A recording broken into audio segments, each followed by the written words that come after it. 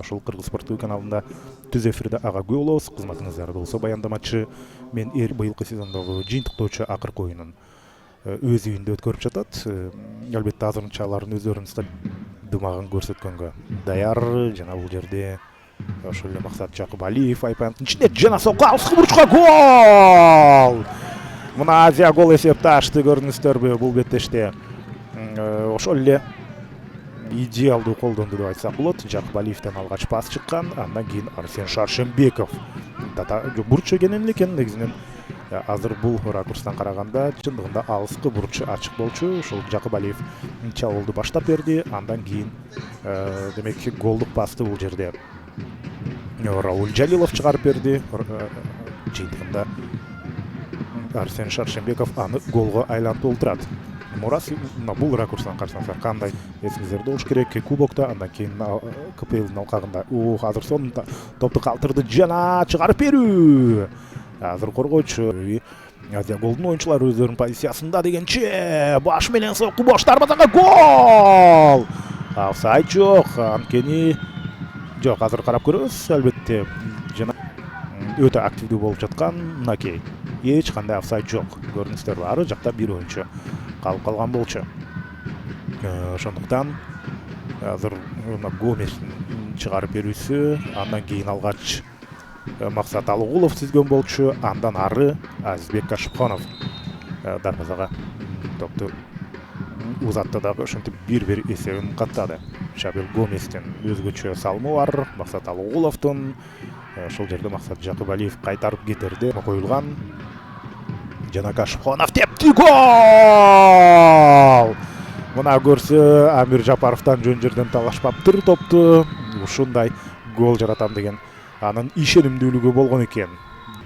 Азизбек Кашыпханов ошентип 2 голду жаратып 1-2ге айлантып олтурат. Мынакей кандай сонун сокку.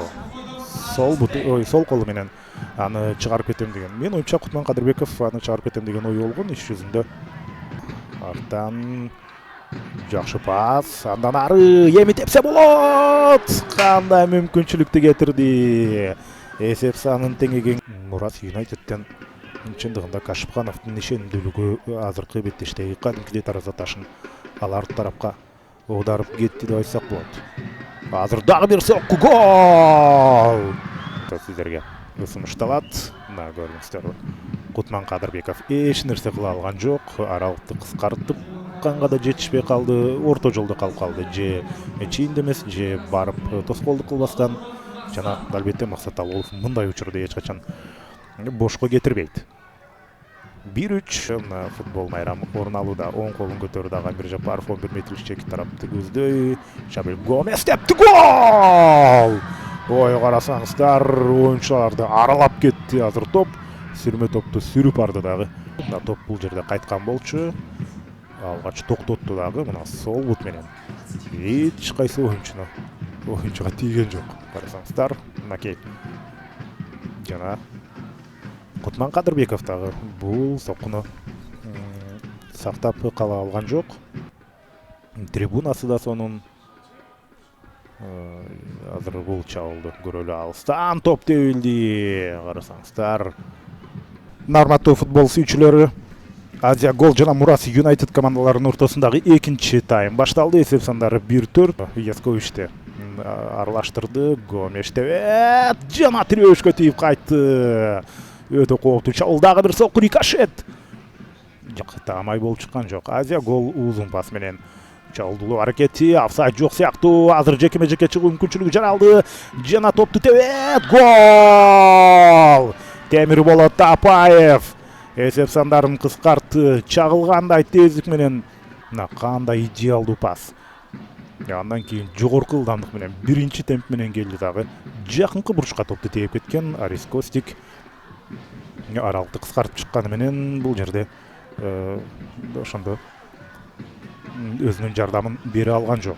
Өтө сонун Марчук оң канат аркылуу жүрүшүн улайт. Чабууланууда Эмирхан Кыдыршаев өзүн сурады. Кыдыршаевден сокку жана гол! Мурас Юнайтед 5-голун жаратты. Эмирхан Кыдыршаев сол буту менен Анткени оң бутун эмес сол бутуна келип калды жана алыскы бурушка аны Эмирхан Кыдыршаев алып келди. Кандай сонун пас, мынакей карасаңыздар, сол буту менен абалга жараша, албетте ал жакта мындай убакыт өтө тар болчу, ошондуктан коргоочу бул жерде Азиз Сыдыков ушундай жакынкы аралыктан ага оңдуу реакция жасаганга жетишпей калды. Катылган сокку болду дарбазачы үчүн. Туулу 22 номердеги Айпаянттын ичине топ жүктөлдү. Ой, сонун кана сокку, бирок бийигирээк пас берсе да болот болчу.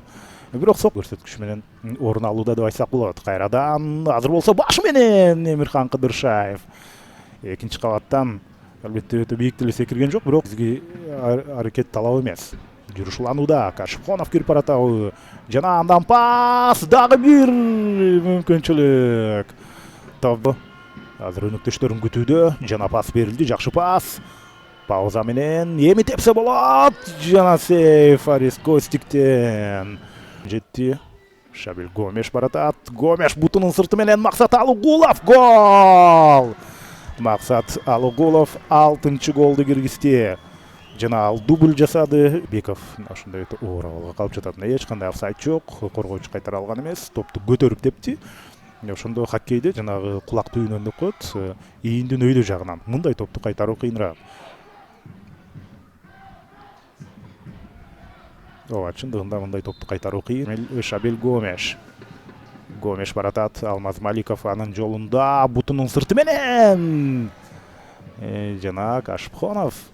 Темирболот Тапаевка пас болчу. Оң канатка эмес, өзү тепти. Сейф Арис Костиктен. Марлен Мурзахматов негизинен ачылып бара жаткан болчу. Голго келип жеткен. Көрмандар үчүн менин оюнча кызыктуу болушу керек дегенче ошентип финалда болчу. Дал эми Максат Алыгулов бул беттештин мыкты оюнчусу деп табылды.